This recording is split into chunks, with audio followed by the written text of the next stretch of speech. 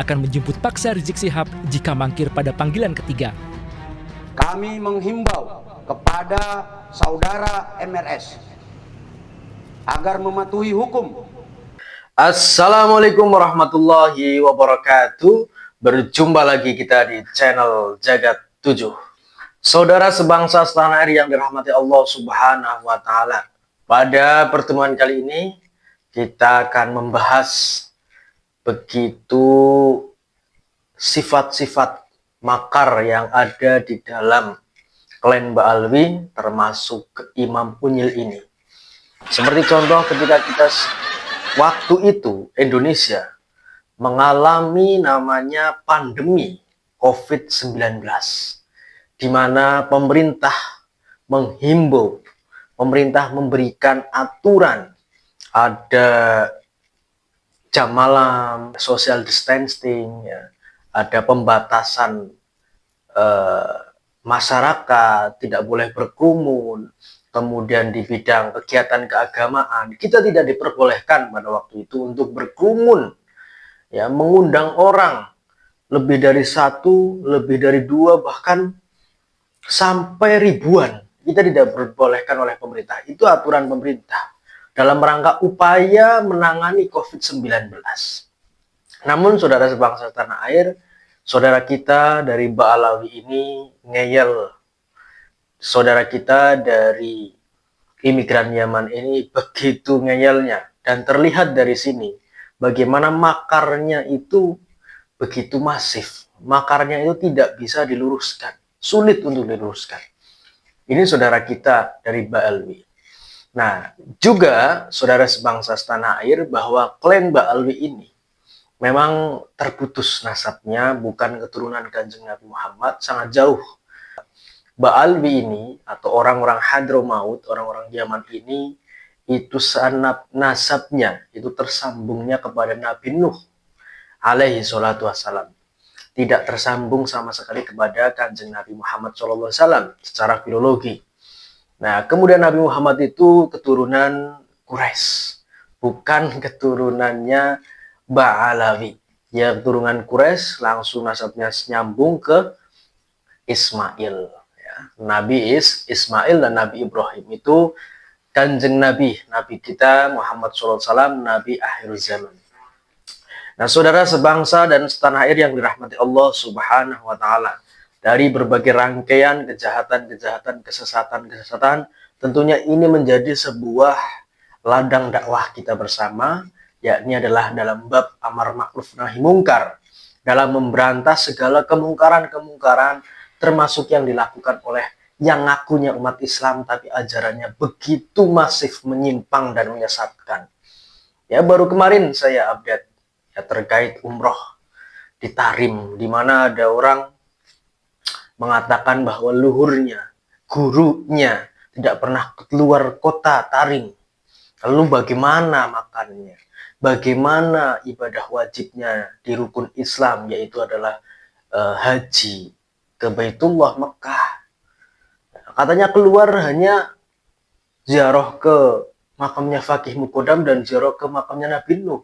Ini ajaran sangat menyimpang dan ajaran yang sangat sesat, saudara. Saudara sebangsa setanah air yang dirahmati Allah Subhanahu wa Ta'ala, tanpa panjang lebar kita menengok sejarah suatu kemakaran dari Habib si Imam Unyil ini, dari Yaman ini, yang haplogrupnya G. Bagaimana begitu kemakarannya dia sehingga membuat suatu pemerintah itu benci. Ya, salahnya dia sendiri. Ya, karena dia melanggar aturan COVID-19, di mana tidak boleh berkerumun, tapi dia mengadakan Maulid Nabi, di mana di situ banyak orang yang berkerumun, banyak orang yang diundang. Begitu terkena aturan, terkena sanksi daripada peraturan COVID-19, dia mangkir dari panggilan polisi. Sesat, kurang ajar. Bagaimana videonya? Bagaimana rekam jejaknya? Mari kita tonton video ini. Imam besar FPI Rizik Syihab bersiap menghadapi pemanggilan ketiga setelah sebelumnya mangkir pada 2 pemanggilan penyidik. Sebelum melayangkan pemanggilan ketiga, Polda Metro Jaya hari ini dijadwalkan melaksanakan gelar perkara kasus kerumunan Rizik Syihab. Gelar perkara dilakukan secara tertutup di Mapolda Metro Jaya. Hari ini akan dilaksanakan gelar perkara. Mudah-mudahan sore ini selesai nanti gelar perkara akan saya sampaikan ke teman-teman semuanya. Ya. Rizik Syihab mangkir untuk kedua kalinya saat dipanggil penyidik Polda Metro Jaya guna dimintai keterangan terkait kasus kerumunan. Ketidakhadiran Rizik beserta menantunya Hanif Alatas yang juga seharusnya diperiksa sebagai saksi hanya diwakili oleh kuasa hukum.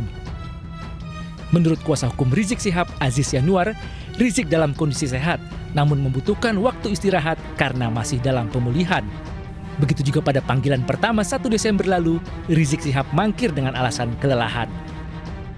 Alasannya beliau sedang masih pemulihan sembari ada keperluan keluarga yang memang tadi malam sudah dilaksanakan, artinya beliau saat ini masih bersama dengan urusan keluarga demikian.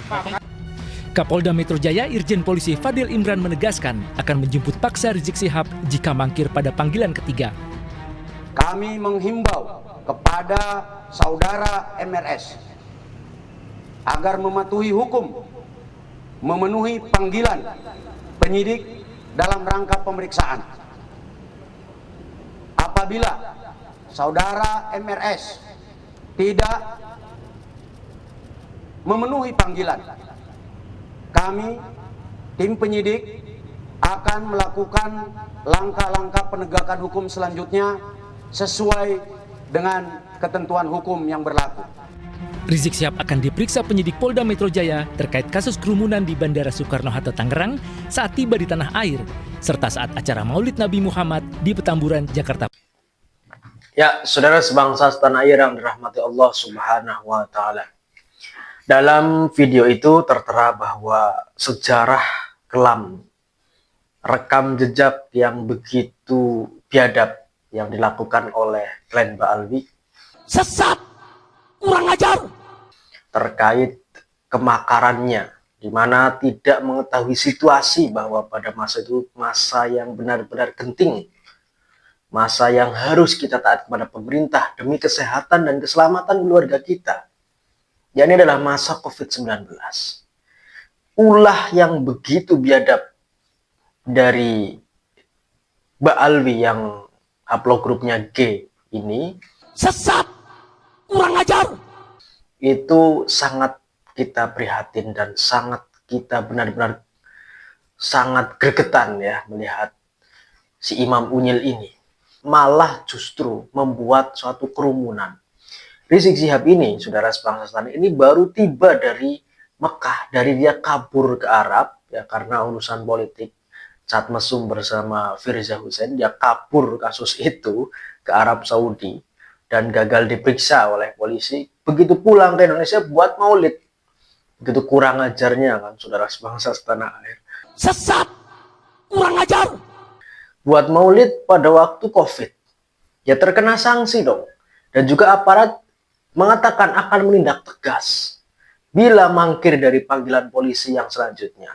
Tapi kuasa hukumnya mengelak bahwa Rizik Syihab ini masih dalam kondisi sakit lah, masih ada urusan lah. Itu benar-benar makar yang harus di bumi hanguskan. Benar-benar makar yang harus di bumi hanguskan. Untuk supaya tidak ada lagi kemakaran seperti ini di masa pemerintahan Prabowo Subianto. Jadi dari sini kita tahulah kenapa Presiden Joko Widodo itu sangat dibenci oleh kelompok-kelompok dia seperti ini. Dia berbuat ulah, tidak taat pada peraturan. Begitu ditangkap, begitu ditindak tegas, katanya kriminalisasi ulama. Apa enggak? Stres seperti ini, ajaran stres seperti ini. Saudara sebangsa setanah air yang dirahmati Allah Subhanahu wa Ta'ala, karena keturunan Yahudi Askenazi dari suku Khazar ini memang begitu keras kepala dan ngeyel dan harus di bumi hanguskan, dibersihkan dari Indonesia. Karena Indonesia adalah negara yang berkebudayaan, berbudi luhur, negara yang benar-benar menjaga moral, etika, dan negara yang benar-benar berkepribadian, sopan dan santun. Kalau ada budaya-budaya semacam ini yang menjadi virus bagi bangsa Indonesia, aparat penegak hukum juga harus tegas dalam menangani orang-orang semacam ini. Karena ini merusak semuanya, tatanannya merusak, dari mulai kenegaraan, dari mulai tatanan sosial, dari mulai tatanan keislaman, keagamaan, ini merusak semua. Nggak ada manfaatnya. Coba dicari manfaatnya, nggak ada. Ini masa-masa genting Indonesia mengalami COVID-19 saja, dia berulah begitu kurang ajarnya. Sesat, kurang ajar. Ini kalau Allah Subhanahu wa Ta'ala tidak mentakdirkan ya, kesembuhan bagi yang berkerumun di situ atau kena COVID semuanya, menjalar ke semuanya, banyak korban, itu dia yang harus tanggung jawab. Rizik Syihab harus tanggung jawab pada waktu itu. Nah, saudaraku sebangsa setanah air yang dirahmati Allah Subhanahu wa Ta'ala, bahwa Rizik Syihab ini memang benar-benar satu klan yang harus dibumi hanguskan. Satu klan yang harus benar-benar kita jauhi, dimulai dari dasar, dimulai dari bawah. Kita jangan sampai kasih panggung, kita jangan sampai memberikan ruang kepada Habib-Habib manapun untuk dia melakukan ceramah yang menyesatkan. Sudah banyak contoh ceramah-ceramah yang menyesatkan umat. Dan ini aparat pemerintah harus bertindak tegas. Nah, kita rakyat juga harus terus mengawal, harus terus memberikan satu pencerahan kepada masyarakat supaya ke depan pemerintah negara Indonesia, masyarakat Indonesia terbebas dari belenggu penjajahan di abad ini. Ya, ini adalah penjajahan daripada klan Bang Albi. Sesat, kurang ajar. Nah, ini sudah jelas ya saudara. Kalau kita melihat tadi rekam jejaknya Rizik Syihab, nah ini nanti urut-urutannya itu adalah kasus KM50 yang katanya murid-muridnya, laskarnya dibunuh oleh polisi. Polisi dari sini sudah mengingatkan, jangan kamu mangkir, jangan kamu menghindari panggilan polisi. Polisi akan menindak tegas. Dari sini itu nanti alurnya kepada yang katanya pembunuhan Laskar FPI yang mengawal Rizik Syihab, Hanif Alatas dan keluarganya. Ya, ulahnya Rizik lagi, ini korban lagi, korban COVID, korban Laskar. Laskar itu siapa? Pribumi. Itu Pribumi, teman kita yang menjadi korban kemakaran Rizik Syihab yang tidak pakai akal ini. Terima kasih. Assalamualaikum warahmatullahi wabarakatuh.